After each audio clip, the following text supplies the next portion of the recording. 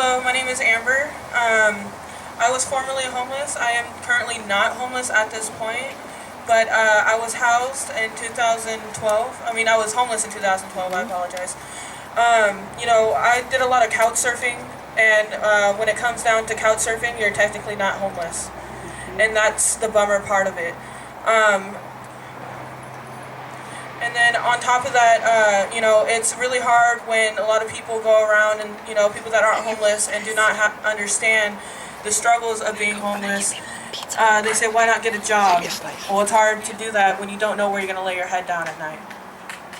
It's hard to do that when you don't know where you're going to shower and when you don't have clean clothes for an interview.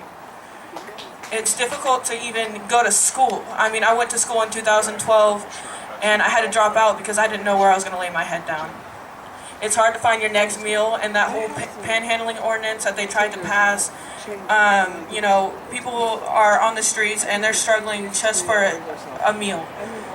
I know for a fact that when I was homeless, I couched anywhere from Lodi to Houston to Thornton, anywhere in Sacramento, and I exhausted my resources. And it came to a point where I needed to get a motel voucher at the last minute, things like that. And it's just like when you walk on the street, the message I want to get out today is when you walk on the street and you see someone struggling and they ask you for even just a cigarette, give it to them because they probably had a worse night than most people out there that are housed. Be kinder, be more genuine. The struggle is definitely real today. A lot of people that are wearing uniforms that are telling us what we should do or what they think is best. Most of them haven't been homeless. No, most of them haven't been through the struggles. Most of them haven't seen firsthand what we have experienced for ourselves. So my message today is just genuinely care and get out there and do what you can to support this community, do what you can to support the homeless community. Homeless youth have been struggling more and more every day, and if they were to take profits from the marijuana budget that they have recently state legalized and put it towards homeless youth, or any profit that is over exceeding and they don't know what to do with it, they should take it and put it towards homeless youth and homeless in general. Because what are we going to do? There's no housing, and if there is housing, you have to wait on a wait list for God knows how long. Their shelters are always full. Their wait lists are extremely long as well. And we need more housing, we need more shelters, we need more transitional housing, rapid housing, and that is the only way we're going to be able to end homelessness or be able to lower the numbers. And if you hit homeless youth now, you're going to lower the numbers in chronically homeless. So my suggestion to Jacob Vitale is to take this back to the mayor and strongly enforce what I had said and what everyone else here has said. And, he should have came out by himself.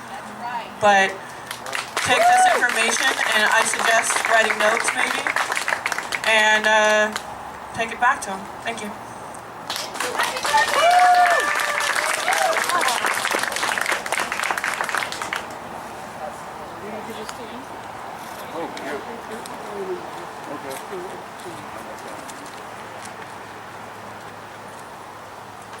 Hi, my name is Cinemarie, here in Sacramento. I've been seeing the different problems that there have been with people that don't have anywhere to go. I've been seeing a lot of things in the community that can change. People aren't being respected just because they might be homeless. I've seen people drive by the downtown area and start teasing people, trying to speed up when they walk just because they look like they're homeless. I've seen people that look like they're homeless try to get on the bus, the light rail, and they're completely, people go straight to them and accuse them of sneaking on the bus in the light rail. They try to make fun of them, make them leave. I've seen a lot of problems where people will see somebody just because they're carrying a lot of bags with them and tell them, you must be camping somewhere, you just go. And I think that is horrible because it doesn't, homeless, it's just a token, something you have, like a roof, it's an item. It doesn't matter if you choose to have a home or not, all people should be treated equal, is what I say.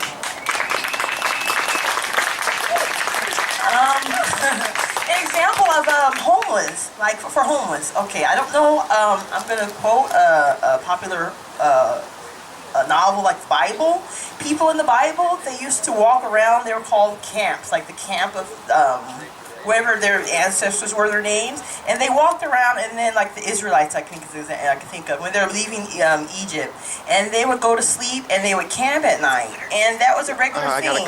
But now we have technology today where if you don't have a house, something's wrong with you. Sure. But that doesn't have to be, because back then people lived and they were alive. People are living in their life today. So I think it's important that regardless of whether we have a home or not, everybody should get along in these communities.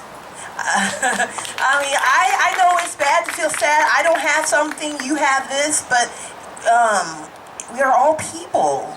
I think they need to stop treating people wrong, making people leave. You know, everybody that has something that's different has the right to be treated fine. If I decide to walk around with purple in my hair and paint my face blue, for example, that's different.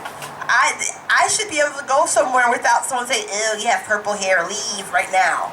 And that's how I feel the homeless thing is. It's getting horrible that just because it looks like you have something or not. Because the problem is with homeless, it's not doing anything to anyone. Like if you say, I think there's homeless people right here. A homeless thing doesn't do anything to someone seeing it at the moment. They need to come up with something to get it's not my choice or whatever. But be friendly, be nice, be kind. There's nothing it doesn't do. Like for example, now I can give you an example. At the public parks that they have right now. You know, if you go and if you want to go lay down at the park and relax in the sunlight, if it looks like you have nice clothes on, if it looks like you have your group of friends with you and you have it all together, it doesn't matter. But then if you have bags with you and you're laying down on the park, and they're going to go up to you no matter what it is you want to sit at the park for, and they're going to tell you, you have to leave, get up because you're doing some homeless camping or something. What difference does it make what someone's doing? The thing is, that doesn't make sense. So I'm just saying that there needs to be a change in this community. People need to have awareness. They know they've studied these diversity classes in schools. Doesn't matter what walk of life you're in. You've talked to your friend on the phone and said, well, how do I treat my neighbor right? Even when we were kids, we watched cartoons, maybe, or we heard someone talk about treating people respectfully. So there should be they need to start treating everybody right, regardless of whether they have a home or not. Is my thing. That's what I'm saying.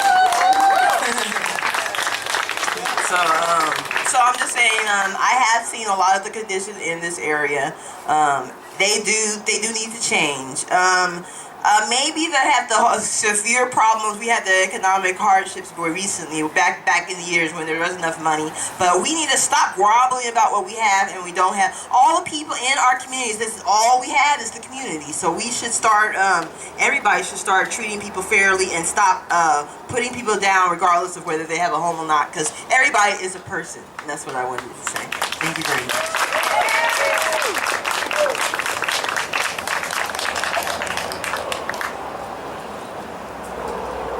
So, thank you everybody that just spoke. Really powerful. It's really good to be able to hear the voices of the people going through it. Now, just recently we heard that the city is trying to open 300 shelter beds. That sounds like a good thing, right? Well, the irony is that's about what we get every year. It's a little bit higher than last year's amount. And so it's not really that big of a thing to be all excited about. It's something that the city's been doing regularly. And this isn't a new issue either. Technically, since the founding of Sacramento, all the way back to the Gold Rush days, it's always been a struggle for the poor. The poor that came here with hopes of being able to find some gold and better their lives were met with the rich that had come out here looking for gold to get richer. And there was lots of violence involved in it. There was the squatter wars. That's a major part of Sacramento history in which people actually died fighting for the rights of the poor. So this city is deeply entrenched in this classist ideology that the homeless or the poor should be treated as less than. The way our city was originally designed, there was neighborhoods specifically only for poor people and neighborhoods for only the rich. And we still see that in some parts of our neighborhoods. Now, so far as looking at some of these solution options, you know, we've got a city that wants to sit there and focus only on the long-term goals, which is fine. We should look at the long-term goals. But when we wait for that long-term goal to happen, we're allowing people to continue suffering in our streets in the meantime. Back in January, Councilmember Alan Warren actually proposed a tent city in his district. It would only help 150 people. But if we had one of those that would help 150 people in each district, there's 8 districts. That's over 1,000 people right there with a place to be. You know? And it's a lot more cost effective as a temporary solution. When we add to that things like service providers, navigators, social service workers, you know, detox people that can help with detox and drug rehabilitation and mental health concerns. You know, you add these kinds of things to that tent city, and now you create a system where, yeah, it's a tent city, they're here temporarily, they're still sleeping outside, but they have a form of shelter, and they have a place where they can stabilize to be better able to perform through the services that are going to be provided, as well as a place where people with the services can go and find them and actually keep in touch with them. Currently, under the camping ordinance, I talk to some of these navigators sometimes. I've been talking to the one in Midtown, and the hardest thing for him is he'll finally make contact with somebody, start building that relationship, and then the cops move him along, and he can't find him again. So, even though he doesn't really have much to offer, because there really isn't anything for them to offer, he's still at least trying to build this relationship so that those of us on the streets that have heard all these pipe dreams for a million times and kind of given up on even wanting to hear it anymore sometimes, will be more likely to accept the help. Because we don't, for a lot of us, if we can't trust the person offering the help, or if it's the same pipe dream or the same thing that we keep hearing over and over and over again while nothing actually ends up happening, you kind of quit wanting to even hear it. Like, what do you offer me? What good is it going to do? I'm going to go here and it's not going to do anything. Why bother, right? Well, when you have that trusting relationship, you're more likely to take that offer because, okay, well, I trust you a little bit. Maybe you'll be different than everybody else that's told me the same thing, you know? And that takes time. And I see the frustration in some of the people that are trying to get these relationships built when the people they're building relationships with disappear on them. They're no longer able to find them. And now they've started to care about this person, and they can't even find the person to try to offer them what little bit they can anymore. All because we have an ordinance that says it's illegal to exist in this spot, or this spot, or that spot. Other solutions, places have done like Portland, established a dusk till dawn policy for camping. It basically says you can have a limited number of people per location in low foot traffic areas from, I believe it's 9 p.m. at night till 9 a.m. in the morning. And that allows people to still exist and have a place to sleep. If it's in a public park or a city-owned property, they could even use a tent for a limited period of time. They also have parking lots with bathrooms that are safe to use for overnight sleeping for people with vehicles. You know, these are short-term, immediate helps that, while they don't get to the full end game of housing, they give people the ability to be stable during the time period while they're trying to find that housing, which is very important. Instituting bathrooms. Bathrooms. We all go to the bathroom, right? We all like to be able to go and enjoy our parks, right? Unfortunately, Councilmember Carr seems to think that if you want to use a bathroom, you just need to go home. You know. That's 24 miles away from the park. Yeah, and that's not what enjoying your park should be about. What about the elderly? What about people with children? What about people that don't have a home to go to? You know, we all need to be able to use the bathroom. We should all be able to enjoy our parks. And we shouldn't be trying to force a little kid to cut off his playtime to be able to go home to use the bathroom, and now there goes your playtime. You know, it's hard enough for housed people to have that extra time to be able to go and enjoy their parks without having to go home every time they want a cup of water or to use the bathroom. Let alone the people on the streets that are just trying to survive. You know, trying to think what else I had on that. So, and you brought up the Right to Rest Act that the state was trying to pass. That was voted down. That would have actually, the original incarnation of that bill would, which was I think back in 2011, was the original, 11 or 12.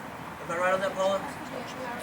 So it was a few years prior. It actually was a lot more extensive. It actually included adding homelessness as a protected class from discrimination. Because currently, what a lot of people don't realize is even trying to get into housing, you're discriminated against.